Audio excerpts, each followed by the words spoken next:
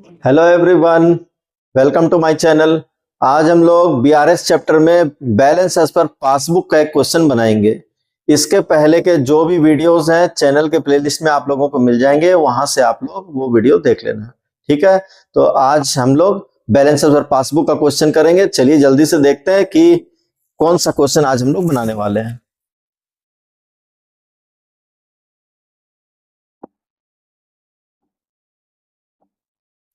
ये है वो क्वेश्चन जिसको आज हम लोग अभी बनाएंगे। ठीक है, क्वेश्चन को बनाने के लिए हम लोग इस तरह का एक फॉर्मेट बना लेंगे, जिसमें हम लोग एक प्लस का कॉलम बना लेंगे, एक माइनस का कॉलम बना लेंगे। फॉर्मेट अलग अलग आपको मिलेंगे, लेकिन कॉन्सेप्ट यही रहेगा कि हम लोग डिफरेंस के कुछ रीजन को प्लस करते हैं, डिफरेंस के कुछ रीजन को हम लोग माइनस करते हैं। तो जिन रीजन्स को हम लोग प्लस करेंगे, वो चाहे फॉर्मेट आप कोई भी यूज करेंगे वो प्लस ही होगा, और जिनको माइनस करना मैं आपको सिखाऊंगा वो आपका माइनस ही होगा। ठीक है, तो अब हम लोग आज का ये क्वेश्चन बनाना स्टार्ट करते हैं। इसमें हम लोग बैलेंस एज पर पासबुक लेकर आज बनाएंगे। तो बैलेंस एज पर पासबुक मैं यहां पर लिख देता हूं, balance as per passbook. Favourable balance का क्वेश्चन है ये। फेवरेबल बैलेंस को हमेशा प्लस कॉलम में लिखना चाहिए, और अगर ओवरड्राफ्ट बैलेंस होता है तब उसको हम लोग माइनस कॉलम में लिखते हैं। ठीक है, तो ये बैलेंस हमारा क्वेश्चन में गिवन है। On 31st March 2024 your passbook showed a balance of 6000 to your credit. यानी पासबुक का क्रेडिट बैलेंस यहां पर गिवन है 6000। पासबुक का क्रेडिट बैलेंस, हम लोग बैलेंस इस पर पासबुक लेके आज क्वेश्चन बनाएंगे। पासबुक का क्रेडिट बैलेंस का मतलब फेवरेबल बैलेंस होता है, और पासबुक का डेबिट बैलेंस बोलने का मतलब ओवरड्राफ्ट बैलेंस होता है। ठीक है, तो ये 6000 क्रेडिट बैलेंस है, यानी कि फेवरेबल बैलेंस है। हम लोग यहां पर 6000 लिख देंगे।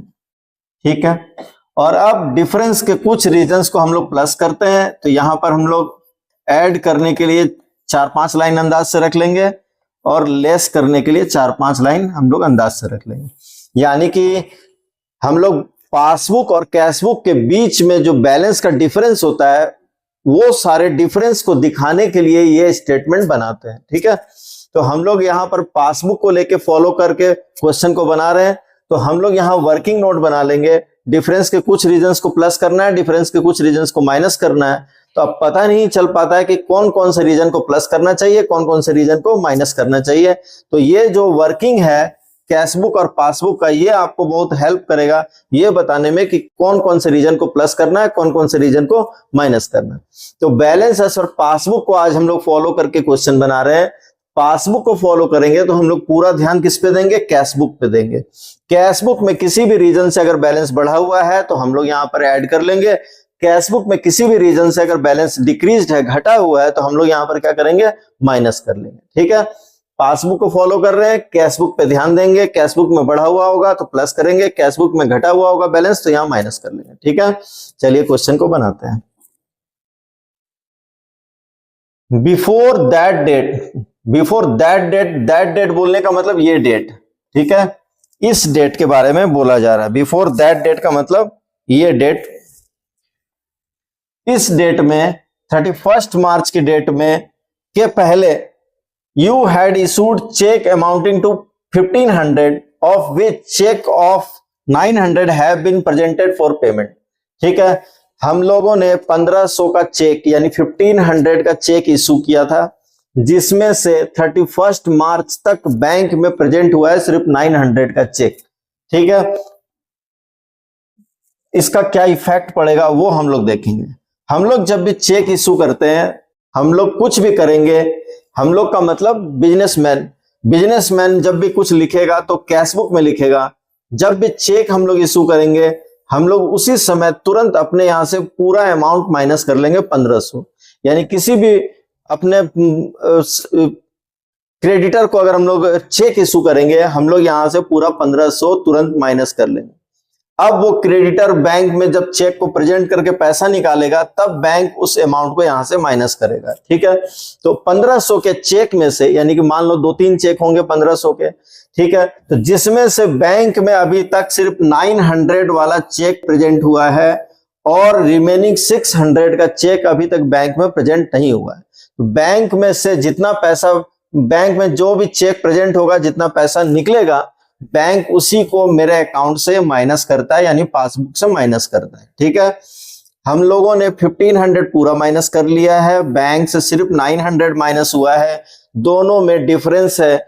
हम लोग लेके चल रहे हैं किसको, पासबुक को फॉलो कर रहे हैं। पूरा ध्यान हम लोग कैशबुक पे देंगे। कैशबुक में ज्यादा माइनस है, पासबुक के कंपैरिजन में हम लोग मान के चलते हैं कि दोनों इक्वल हैं।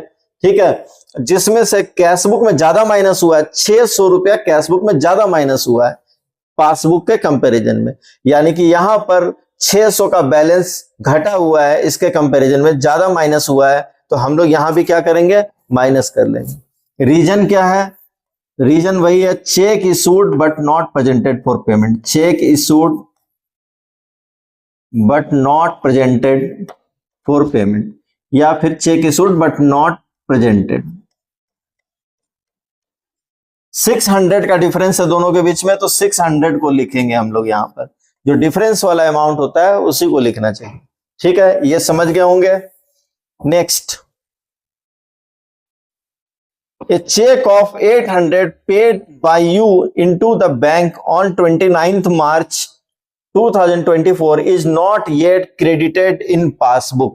ठीक है, हम लोगों ने 800 का चेक बैंक में जमा कराया, हम लोगों ने उसे तुरंत ही क्या किया होगा, बैंक में यानी कि कैश बुक में बैंक कॉलम में प्लस कर लिया होगा, लेकिन अभी तक वो पैसा बैंक में क्रेडिट नहीं हुआ है। क्योंकि हम लोग जब कोई चेक बैंक में प्रेजेंट करते हैं, सॉरी डिपॉजिट करते हैं, तो हम लोग तो यहां पर तुरंत प्लस कर लेते हैं। ठीक है, लेकिन बैंक वो चेक, जिस पार्टी का चेक होगा उसके बैंक में क्लियरिंग के लिए भेजेगा, वहां से पैसा क्लियर होके आएगा, तब मेरे पासबुक में यानी मेरे अकाउंट में पैसा ऐड होगा। और जब तक ये काम पूरा नहीं हो जाता है तब तक दोनों के बीच में क्या मिलेगा आपको, दोनों के बीच में डिफरेंस मिलेगा। तो हम लोगों ने 29 मार्च को चेक जमा कराया, अब इस चेक को क्लियर होने में हो सकता है 2-3 दिन 4 दिन लग जाए। तो 31 मार्च की डेट में जब हम लोग इसको मिलाएंगे, रिकॉन्साइल करेंगे, दोनों को कंपेयर करेंगे, तो एक जगह प्लस हो चुका है, एक जगह प्लस नहीं हुआ है, तो ये डिफरेंस हो गया है। ठीक है, हम लोग लेके चल रहे हैं पासबुक को, पूरा ध्यान हम लोग देंगे कैशबुक में। कैशबुक में 800 रुपया ज्यादा है पासबुक के कंपैरिजन में, क्योंकि यहां पर प्लस हुआ है अमाउंट, यहां पर प्लस नहीं हुआ है। कैशबुक में अगर अमाउंट बढ़ा हुआ है, बैलेंस बढ़ा हुआ है, तो हम लोग यहां पर उसको क्या करेंगे, ऐड कर लेंगे। ठीक है, रीजन वही लिखेंगे जो क्वेश्चन में जो लाइन है उसी को थोड़ा सा हम लोग चेंज करके यहां लिख लेंगे। Cheque deposited but not yet credited, cheque deposited but not credited, या cheque deposited but not yet credited.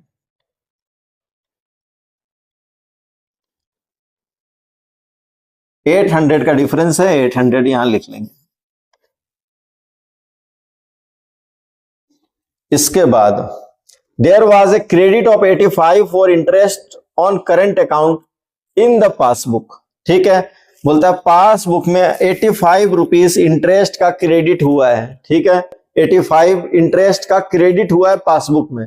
मैंने आपको पहले भी बताया था, यानी कि जो वन शॉट वीडियो मैंने अपलोड किया है, जो कि आपको प्लेलिस्ट में मिल जाएगा, उसमें मैंने पूरा डिटेल में समझाया है कि पासबुक में कोई भी अमाउंट क्रेडिट होने का मतलब पासबुक में ऐड होना होता है, और पासबुक में डेबिट का मतलब माइनस होता है। तो बैंक में 85 रुपीज क्रेडिट हुआ है, क्रेडिट हुआ है का मतलब पासबुक में प्लस हुआ है। लेकिन इस चीज का इंटरेस्ट के बारे में कैश बुक में कोई भी एंट्री अभी तक हम लोगों ने पास नहीं किया है। बैंक में इंटरेस्ट क्रेडिट हो चुका है, यहां पासबुक में उसके लिए कोई भी एंट्री नहीं की गई है। ठीक है, दोनों के बीच में डिफरेंस हो गया। हम लोग फॉलो कर रहे हैं पासबुक को, पूरा ध्यान कैश बुक पर देंगे। कैश बुक में 85 रुपीज कम है इसके कंपैरिजन में, क्योंकि यहां प्लस हुआ, यहां प्लस नहीं हुआ, तो यहां का बैलेंस क्या है, कम है। कितना कम है, 85 रुपीज कम है। ठीक है, 85 रुपीज यहाँ का बैलेंस क्या है, कम है। यहाँ का बैलेंस कम है तो हम लोग यहाँ क्या करेंगे, माइनस कर देंगे। इंटरेस्ट अलाउड बाय बैंक या interest credited by bank, interest credited by bank, interest credited by bank 85 rupees.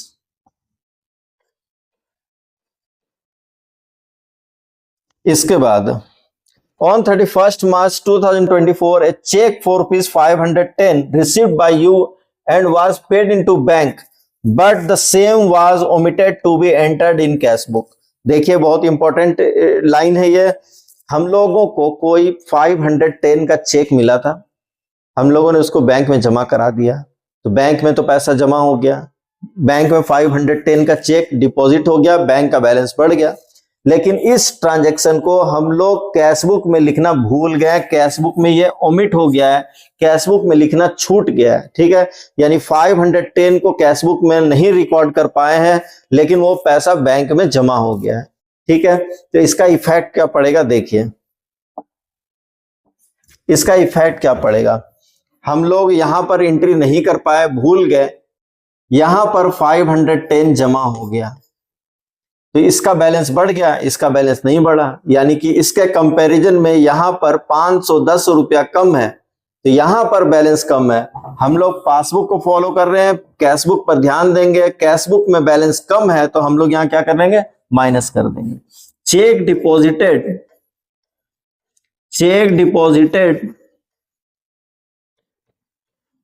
But omitted to be recorded in cash book, check deposited but not recorded in cash book, ऐसे भी लिख सकते हैं, check deposited but not recorded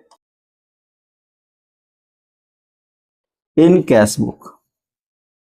cash book में लिखना भूल गए, 510 रुपया माइनस कर लेंगे। ठीक है, सभी ट्रांजैक्शन को हम लोग लिख चुके हैं, अब इसका हम लोग क्या करेंगे, बैलेंस करेंगे। ठीक, दोनों साइड का टोटल हम लोग ऐड करेंगे और उसके बाद इसको बैलेंस कर लेंगे। इस साइड का टोटल आ रहा है 6800, इसको हम लोग रफ में लिख लेंगे, यानी कि ये वर्किंग नोट है हमारा, ये क्वेश्चन का हिस्सा नहीं है, आप इसको रफ वर्क भी समझ सकते हैं, इसको दिखाना जरूरी नहीं है। ठीक है, इस साइड का टोटल हो रहा है 1195। ठीक है, 1195।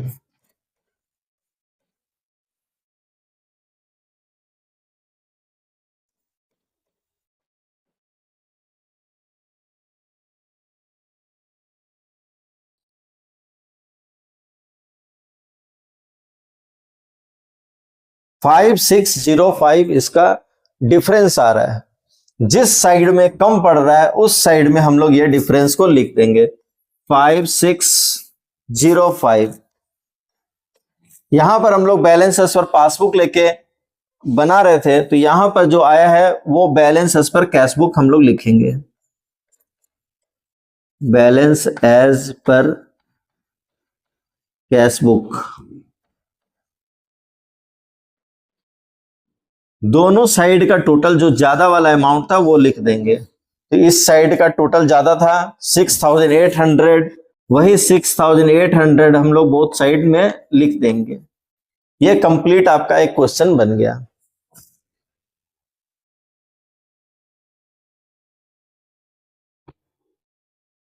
ठीक है, ये क्वेश्चन कंप्लीट हो चुका है। अब नेक्स्ट क्लास में हम लोग इससे कुछ एडवांस लेवल का एक question balance as per passbook का बनाएंगे और उसके बाद हम लोग ओवरड्राफ्ट का क्वेश्चन बनाएंगे। ठीक है, तब तक मन लगा के पढ़ते रहना, मिलते हैं नेक्स्ट क्लास में।